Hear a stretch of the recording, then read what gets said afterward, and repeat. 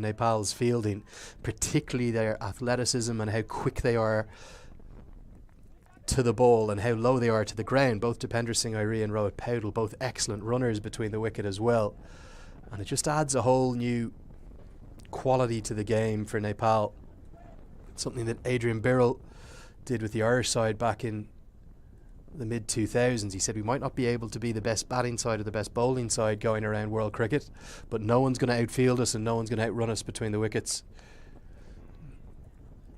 And if you can get those basics right, particularly in closely fought ODIs like we've seen throughout this Men's Cricket World Cup League 2, it makes the world of difference. All of the games have been pretty tightly fought here in Texas as well as generally throughout the league, and whilst Nepal's batting continues to struggle in terms of getting scores of 250 or more, if they can make the most of their fielding, which they certainly do, they're running between the wickets, keep things very tight and economical with their disciplined bowling attack, that can be the difference of 20, 30, 40 runs a game. In fact, if you get it right, it can be 20 runs an innings. So that might be 40 runs a game, and that can be the difference between a lot of wins and a lot of losses. And a few days ago, it was the difference for Nepal between 0 points and 1 point on the table as they picked up the most unlikely of ties.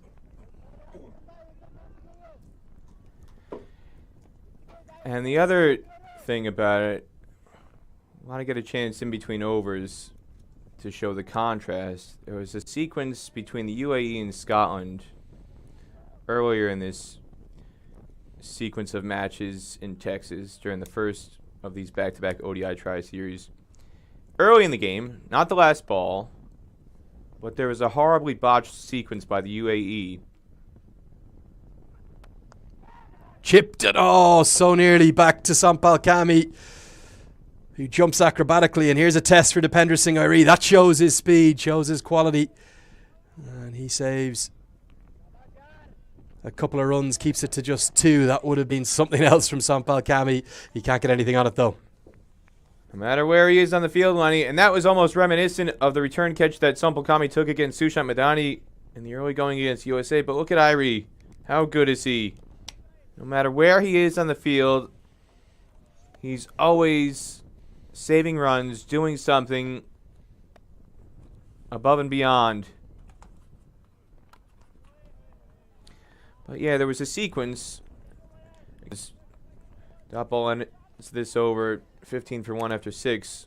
And this will just show the contrast between how amazingly alert Dipender Singh Airi was versus what happened with a botched opportunity in the UAE Scotland game earlier in this tour. Chirag Suri gets a ball into mid-wicket off the bat of Richie Barrington.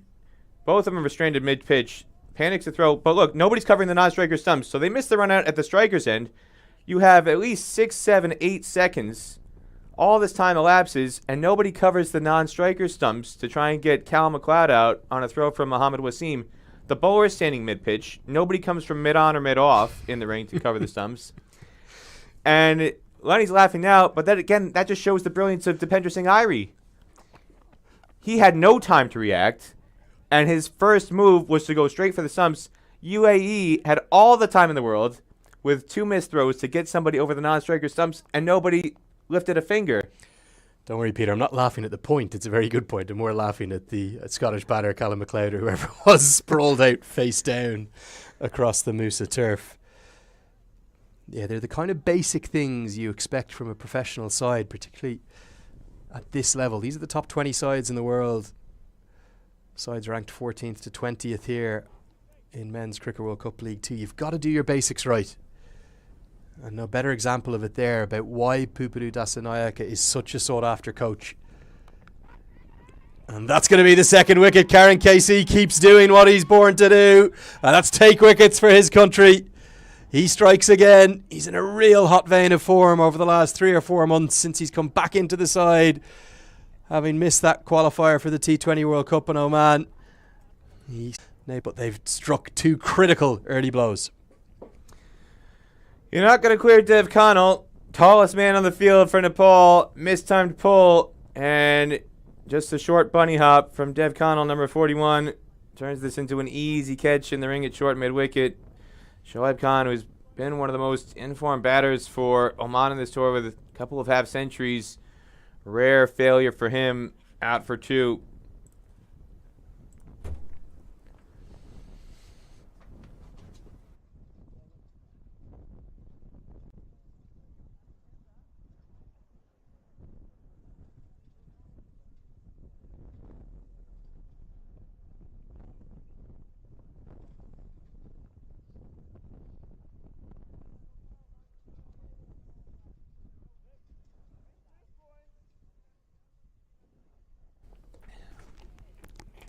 Well, well, well, the dream start for Nepal is going to see the Omani captain to the crease, Zishan Maksud.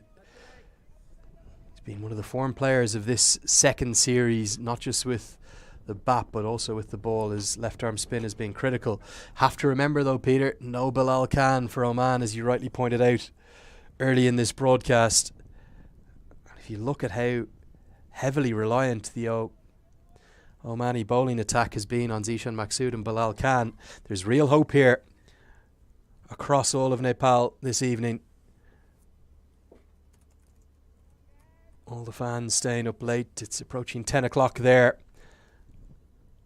Across Kathmandu, Pokhara, Biratnagar, Bhairawa, and the fans are going to be buzzing. And the reason they're buzzing is 2 early breakthroughs from Karan KC. Such a brilliant performer, isn't he? And he just continues to get better and better. 30 years of age now. Feels like he's been around for a lot longer than that. Number 33 on the back of the jersey, Lenny. Number 1 in the hearts of so many Nepal fans for what he does on the field. Always there when the pressure's on in the key moments.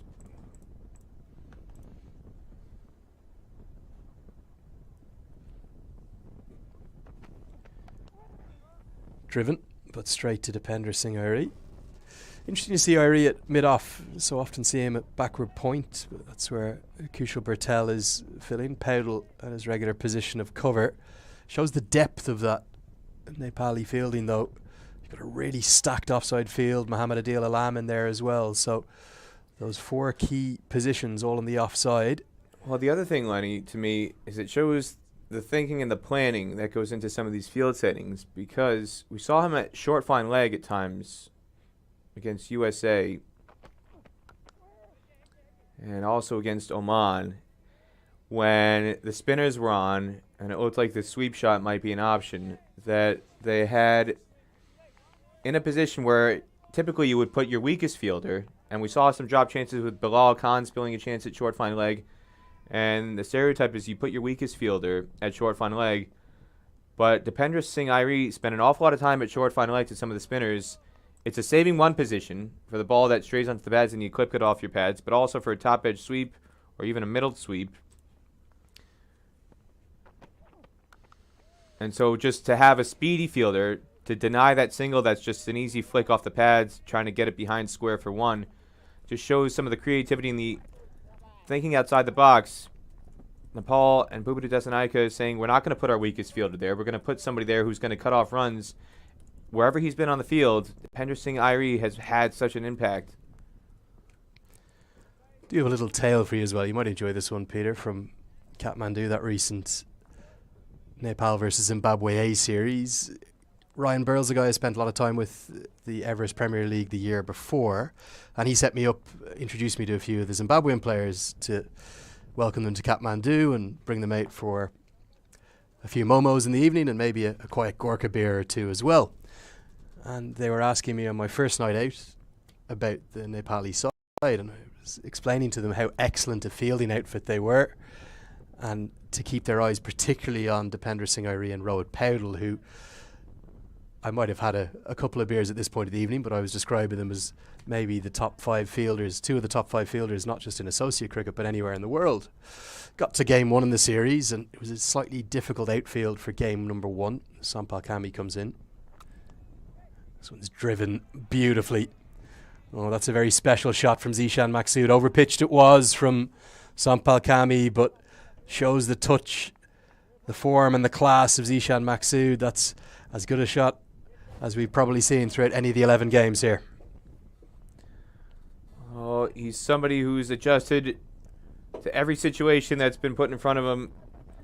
Scored a century in the first match against Nepal here last week, and against USA, turned back the clock to his early days when he was such a dashing opener. Scored a very brisk 35 on Sunday. And here again, with his team in trouble early, he's looking very crisp. Batted long. He dragged out the innings in that first match against Nepal to score that century that was a match-winning one in a very hard-fought victory that went down to the final over. And based on what he's shown, not just in this series, but throughout all of ICC Cricket World Cup League 2, you can back Zishan Maksud and another solid performance with his team under trouble here early.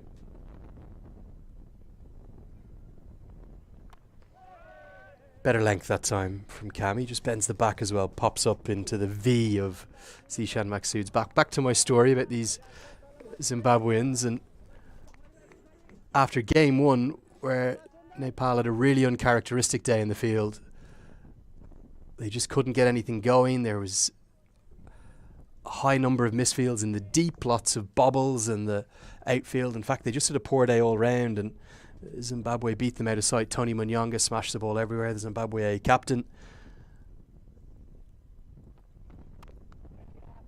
And that evening we went out for dinner, the same group of guys again. And the Zimbabweans spent the evening getting stuck into me about where are these world-class fielders you were telling us about, Lenny. Oh, that guy's terrible, and this guy's terrible, and God, I thought you said Dipender Singh Airi was good. I said, lads, just trust me, these lads are very, very good fielders. They're not just good fielders on the associate circuit, they're good in world cricket. 3 of the next 4 games, 3 of the 4 players I was out with that evening were run out.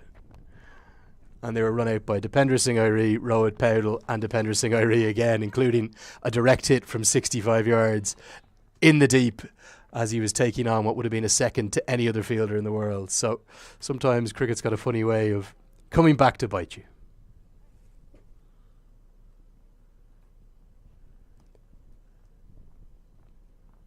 I could say that again, Lenny. And you'd wonder if more opportunities like that, where guys from Zimbabwe and other test nations get exposed to the exploits of the Nepal players, how that could open up opportunities for some of them in some of the more higher echelon for franchise leagues around the world. I think one of the biggest things that, and I won't name the Zimbabwean players, I won't embarrass them, although one of them did go on to make his international debut just a couple of weeks later, so that'll narrow the field. That was against Namibia down in Harare. You see a couple of the American players watching on. Get to the end of the 8th, all the 2s on the board. Very fitting indeed, 22 for 2. But yeah, one of the things they were really struck, atmosphere, the passion and the fanaticism for cricket there in Kathmandu, but was also the skill level. And I think the Zimbabwean players were a little bit taken aback by the scale of skill in batting, bowling and fielding from the Nepali side. I think we're seeing it more and more across both 50 over cricket, which we'll hopefully see in next year's Cricket World Cup qualifier, and general T20 cricket, that there are no easy games, particularly outside of maybe the very elite sides, the top 6 or 7 in the world. When you get to number 7 or number 8 in the rankings, this one's carved away by Jatinder Singh. Stand and deliver, too short. It'll be a boundary for pleasing shot. But certainly the sides ranked all the way from maybe 7th or 8th in the world down to 25th or even 30th. They can all beat each other. Good stroke this from Singh. And this just shows how true the pitch is. 3rd day in a row, 3rd match in a row it's being used. And the consistency, plenty of runs left in this wicket. No better example of that. That swipe ball just sitting up for Jatinder Singh to whack through the covers.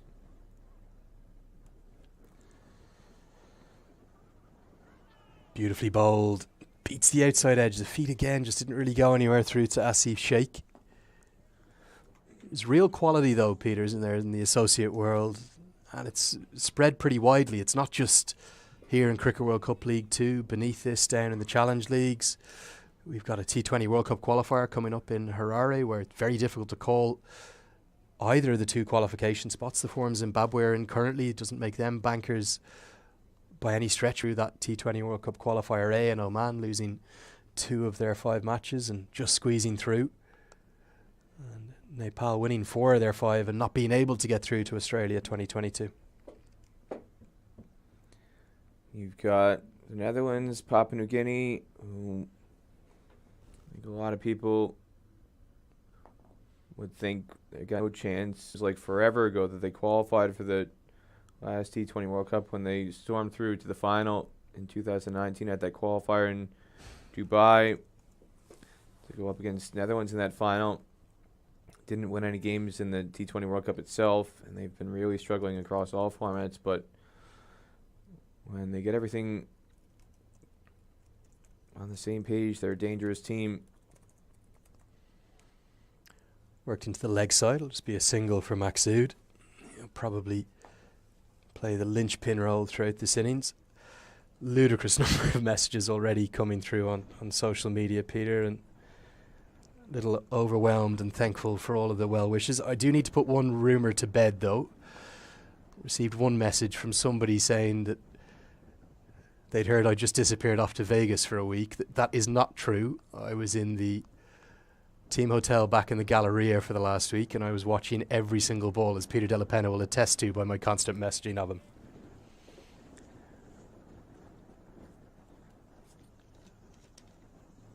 Tell us more about the Galleria, Lenny. Well, we're at a hotel, the Courtyard by Marriott, Galleria. Actually a really nice part of the city, as this one's driven straight to Dipendra Singh Airi. On the west side of Houston. Probably somewhere I've had my fill of over the course of the last week, I think it's fair to say, though, as well. How's the food, Lenny? Well, the Uber Eats was what was getting hit up constantly. Difficult not to put on weight here in America as well. I think come the end of this tour, it's time to get back on the diet, Peter. Back on the bike. Now, Lenny, growing up in New Jersey and then getting married to a British woman as dot ball ends the over 6 runs from it, 28 for 2 after 9. When I first started dating my wife, we go out to dinner, I tell her, all these portion sizes, they're so small. And I'd be ordering seconds. Every time we'd go out to someplace, I'd be getting the same meal twice. I'd have to order a second portion. The portions were just so ridiculously small. And then she'd come over to visit my family in America, and her parents, we'd go out to a diner, a classic New Jersey diner, and they'd say, "Good God, no wonder there's so many fat people in this country. Your portions are way too big." I'd say, "No, this is a normal portion. Everything is small where you are. This is a standard portion." No, this is way too big. It's all about perspective. It's all relative, Lenny. It depends on what your frame of reference is and where you're from. Yeah, and certainly I can only imagine them that little bit bigger than those across in New Jersey. Everything seems to be bigger here in Texas. The roads, the infrastructure, the food, the people. An amazing place, Texas. If you've never had a chance to visit, would highly recommend it. Just about an hour north of the coast. Galveston. Down south of here. You got a chance to go to Galveston, Lenny. Tell us about Galveston.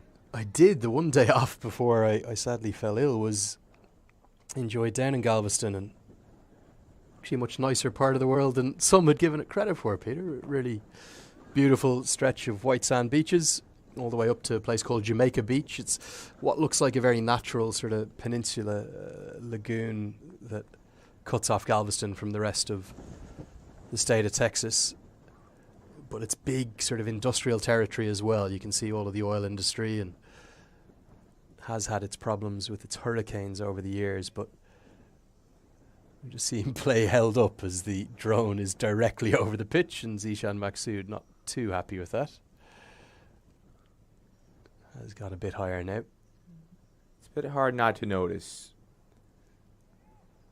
the people who are not here and people who have not heard of drone, as you see Maksud find the gap through point. And this is still a very quick outfield. Outstanding. Rohit Paudel. Another example. Lenny singing his praises moments ago, and here he goes again. So busy, so active. Very few weak links in this Nepal fielding unit. Well, this is phenomenal. It's first class. In fact, the ball was a cast iron for many other fielders would have given it up.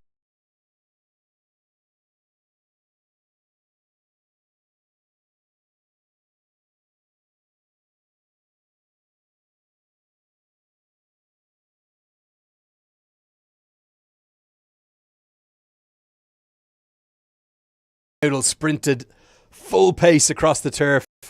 And look at the technique as well, just inches inside the rope. World-class fielding from a superb operator, the new vice-captain of Nepal. Won't see too many more impressive young men than Rohit Paudel. And he saves a run for his team.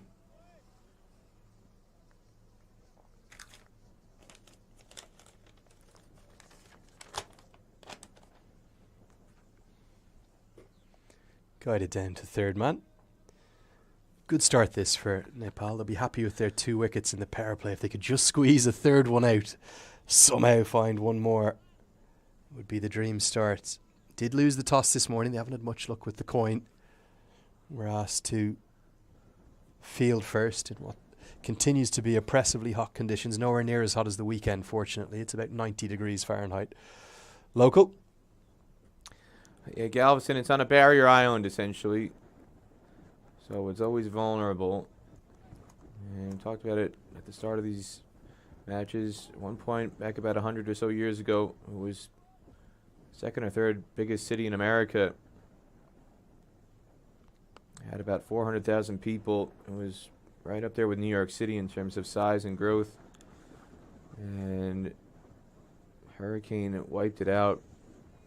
And that's why Houston is now where everybody migrated to after that happened. Houston a bit further inland off the bayou and has a little bit more protection inland. And Houston, the third biggest city in America. You've got New York and Los Angeles, and then Houston and Chicago are basically neck and neck for that number 3 position. None of those big 3 though. They don't have one-day international cricket, Peter. Houston does here in Pearland, just south, as we get to the end of the first power play. 10 overs gone. Probably honours about even, although Nepal will be happy with their 2 early wickets. It's 32 for 2.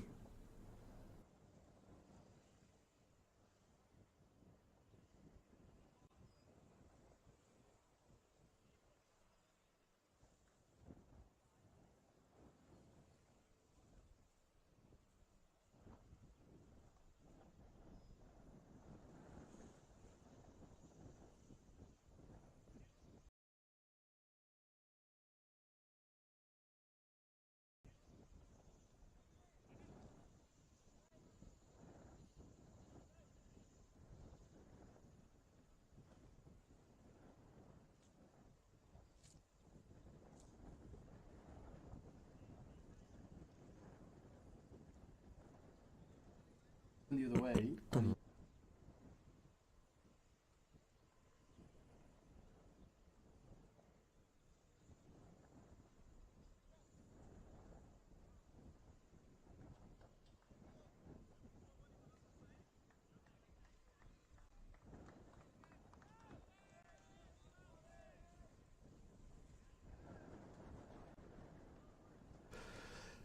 Sandy Plamachani into the attack. He starts a little over pitched and is driven really pleasingly, and a good diving stop by Sagar Dakal. He's going to keep it to just a couple. Gets a pat in the back from Mohamed Adil. Definitely over pitch. Starts with a leg break. Lamachani may not have quite had the weight of wickets he would have hoped for thus far, but it's been difficult for bowlers on these surfaces. Hasn't been a lot of turn on offer. The ones who've been most successful are the ones who are varying their pace, varying their flight, just trying to mix it up and keep batters off balance. Very rarely, if at all, have we seen a slip catch off a spin bowler. throughout this tour. And just as few catches by the wicketkeeper, caught behind. Most of the wickets taken by spinners have been caught in the deep or caught in the early parts of these matches between the USA, UAE, and Scotland. We saw a lot of catches prodded to short extra cover, short mid-off. When the ball was stopping a bit, this pitch, it's the westernmost. Excellent stop from Rohit Powell. That's not just a couple of runs saved, that's probably a boundary saved. And again, the two key men, Rohit Powell at backward point, Dipender Singh Airi at extra cover. How many runs do they save between them?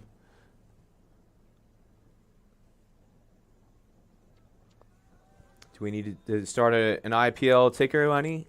Instead of tracking sixes, let's track run saved by Powell and Airi. I just love the way they go about their cricket. So energetic, so athletic. Also, as the Zimbabwean guys said to me in Kathmandu, they often got caught out by how low they are to the ground. It's the low centre of gravity. It's not tall. Oh, that's a poor delivery. As poor as we've seen, particularly from someone as excellent as Lamachani. That one's carted away. A buffet ball, helped away for 4. And Jatinder Singh, he's just starting to get moving. Seen him do this anytime anybody's straight on the pads. Jatinder hasn't hesitated to bring out the sweep. You could argue this is almost more of a pull shot. Gets up above knee height, and he just gets inside the line to give it a crack behind square to the boundary.